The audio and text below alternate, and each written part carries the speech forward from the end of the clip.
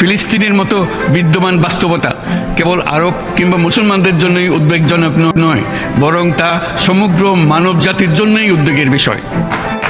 একজন মানুষ হিসেবে প্রত্যেক ফিলিস্তিনির জীবন অমূল্য। ফিলিস্তিনের জনগণের বিরুদ্ধে যে মানবতা বিরোধী অপরাধ হচ্ছে তার জন্য সংশ্লিষ্ট সকলকে দায়বদ্ধ করতে হবে। ফিলিস্তিনের জনগণের উপর চলমান নৃশংসতা, বিশেষত নারী এবং শিশুদের সাথে প্রতিনিয়ত যে নিষ্ঠুরতা বিশ্ব দেখাচ্ছে, তা থেকে নিস্তারের জন্য বাংলাদেশ অনতিবিলম্বে সম্পূর্ণ যুদ্ধবিরতির আহ্বান জানাচ্ছে।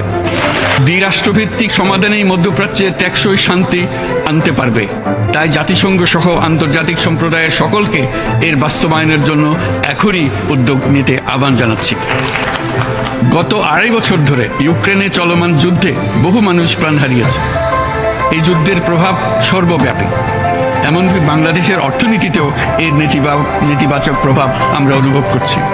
আমরা তাই উভয় পক্ষকে সংলাপে বসে বিরোধ নিরসনের মাধ্যমে যুদ্ধের অবসান ঘটানোর আহ্বান জানাচ্ছি।